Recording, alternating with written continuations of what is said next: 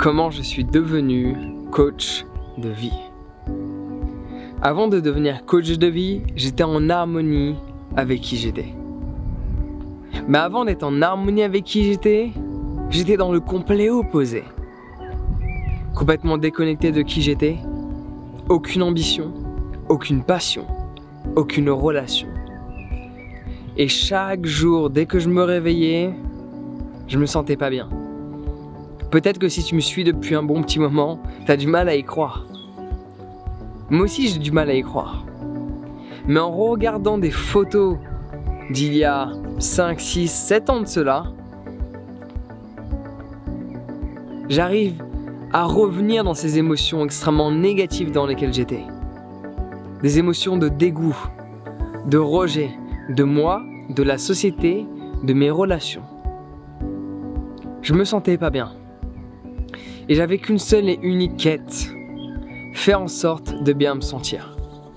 Et comme toute personne qui, en général, veut bien se sentir, après cette phase où elle fait que rejeter le monde entier et pointer du doigt vers l'extérieur, trouver toute personne comme étant responsable de sa condition émotionnelle intérieure, elle commence petit à petit à aller essayer de trouver des solutions. Outre que l'alcool, le bédo. Parce qu'elle a déjà essayé toutes ces solutions-là, et elle commence à réaliser au fur et à mesure du temps que toutes ces solutions n'en sont pas. Qu'elles ne l'aident pas à s'élever, mais au contraire, cela la rabaisse. Cela l'élève durant un court instant, mais la chute est beaucoup plus fatale par la suite.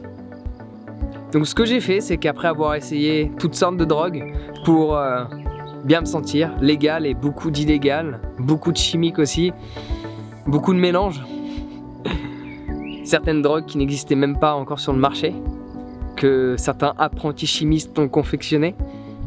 Après avoir essayé toutes ces choses-là, pour bien me sentir, j'en suis arrivé au point où je me sentais perdu.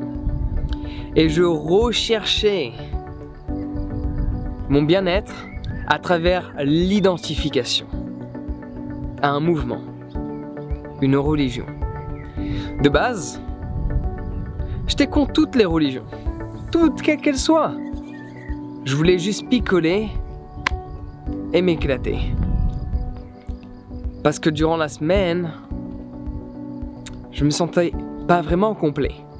Donc le fait de me shooter le week-end, ça me permettait de m'évader de ma réalité et d'avoir une sensation d'être complet.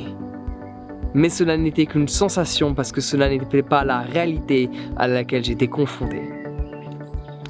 Donc à un moment donné, j'ai eu comme une réalisation que tout ce que je faisais ne servait à rien. Donc là, j'ai commencé à chercher des réponses. Et là, j'ai commencé à m'intéresser au bouddhisme. Et d'un seul coup, je me suis identifié à ce mouvement. J'ai voulu devenir bouddhiste. Alors que, pas un seul moment, je voulais devenir bouddhiste. Comme la plupart des gens qui s'intéressent au bouddhisme. Ils ne veulent pas devenir bouddhistes. Ils ne veulent absolument pas devenir bouddhistes. Ce qu'ils veulent, c'est ce qu'ils pensent que le bouddhisme leur apportera. Laisse-moi répéter ça. Ce qu'ils veulent n'est pas devenir bouddhistes. C'est ce qu'ils pensent que le bouddhisme va leur apporter comme résultat de cette pratique, de cette religion, de cette conviction, cette philosophie, cette croyance et ce mode de vie. Du coup, j'ai fait comme la plupart des gens. J'ai voulu me convertir au bouddhisme. Enfin, toutes les personnes qui commencent à lire des livres là-dessus.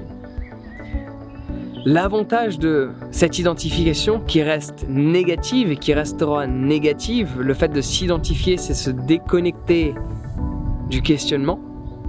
Le fait de s'identifier, c'est accepter toutes les idées sans pour autant les remettre en question et se dire « celle-ci est-elle vraiment utile, oui ou non ?» Quand tu t'identifies, tu arrêtes de réfléchir. Donc je me suis identifié au bouddhisme. J'ai absorbé tout ce qu'il disait comme étant vrai. Il y a beaucoup de vérité, mais le problème n'est pas d'accepter de la vérité, le problème c'est de ne pas la questionner. C'est comme ça que les gens se font manipuler. quand on parle d'une secte, une secte peut contenir beaucoup de vérité. Mais il suffit qu'il y a des petits pépins noirs dans le bon watermelon et la personne avale tous ces petits pépins noirs. Parce qu'elle accepte l'ensemble. Alors que tu devrais questionner chaque partie de ce que tu vois, de ce que tu reçois, comme information, comme croyance, comme pensée, comme philosophie, etc. Donc ça pour dire que, en m'identifiant au bouddhisme, forcément je me suis mis à la méditation. Et la méditation m'a apporté cette libération. Et plus j'ai commencé à méditer de différentes philosophies, différentes cultures, différents dogmes, je me suis aperçu que la méditation, son utilité n'était pas de se sentir bien. Cela était le résultat. Une erreur que la plupart des gens qui commencent à méditer font. Ils veulent méditer pour se sentir bien. Les méditations les plus puissantes que j'ai vécues de ma vie, c'était les plus dures mentalement, émotionnellement et physiquement. C'était pas zen, c'était pas une partie de plaisir. Mais c'était puissant. Et elles m'ont changé à vie, ces méditations. Et il n'y a pas de retour en arrière. Le but de la méditation, c'est de développer ta concentration et de te libérer de chaque identification que ton ego a fait sur un style vestimentaire, un comportement, des schémas de pensée, une religion, ou quelle que soit l'identification à un groupe, virtuel ou physique. Le but de la méditation, c'est de développer ta concentration et de te libérer de toutes ces pensées.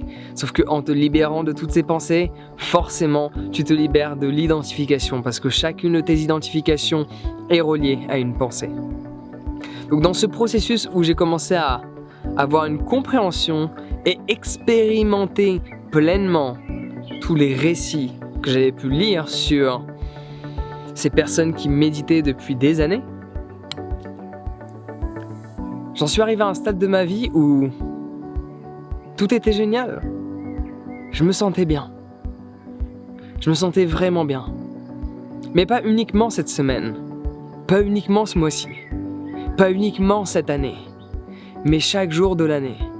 Et là, je me suis dit que ça pouvait être bien de partager mon parcours, de partager ce que je sais, de partager ce que j'ai fait, ce que j'ai pas fait, ce que je faisais, ce que je fais, les habitudes que j'avais et celles que j'ai changées. Et progressivement, j'en suis arrivé à partager des vidéos. Et à travers ce partage, les gens m'ont demandé de plus en plus d'informations, de plus en plus de conseils. Et j'en suis arrivé à devenir coach de vie. Mais pour en arriver là, j'ai pas arrêté de me former. J'ai lu des milliers de livres. J'ai suivi des dizaines de formations.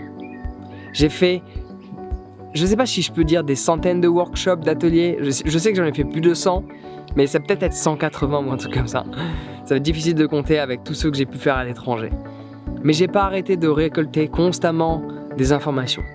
Toutes les personnes qui ont suivi tout ce qu'on fait, toutes ces personnes qui sont allées en année de psycho, thérapeute, etc., j'ai lu tous les livres qu'ils ont lus.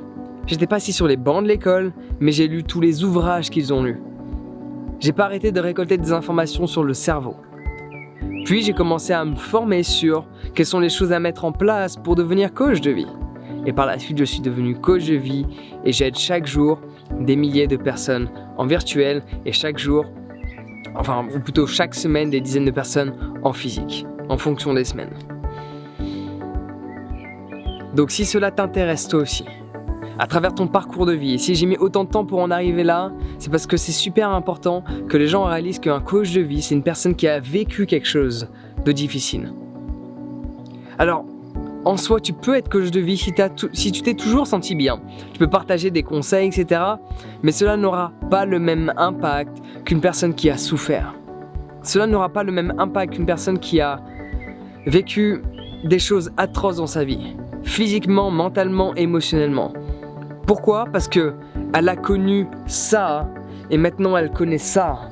Par ce fait, elle sait comment passer de là à là. Elle a trouvé des méthodes, des principes, des choses à mettre en place qui lui permettent de changer sa vie. Et quand un principe fonctionne sur une personne, il peut marcher sur une autre. Peut-être pas sur toutes, mais en général, quand un principe fonctionne sur une personne, si les autres personnes l'utilisent pleinement et le mettent en place, il fonctionne sur elles aussi. Peut-être pas 100%, mais peut-être 80%. Peut-être 70, peut-être 90. Par ce fait, tu peux transmettre, tu peux aider.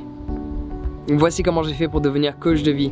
Et si devenir coach de vie t'intéresse également, j'ai confectionné un guide qui te partage certains principes, certaines étapes à mettre en place pour en arriver à ce métier-là. Ce métier de transmettre, de donner et d'aider les gens à évoluer. Donc si tu veux en savoir plus, ce guide est dans la description. Pour être plus exact, il est sur mon site internet, mais le lien est dans la description. Il te suffit simplement de cliquer dessus et celui-ci est gratuit. Donc de nouveaux conseils gratuits et tu peux les télécharger en cet instant précis. Sur ce, prends soin de toi et passe une excellente journée.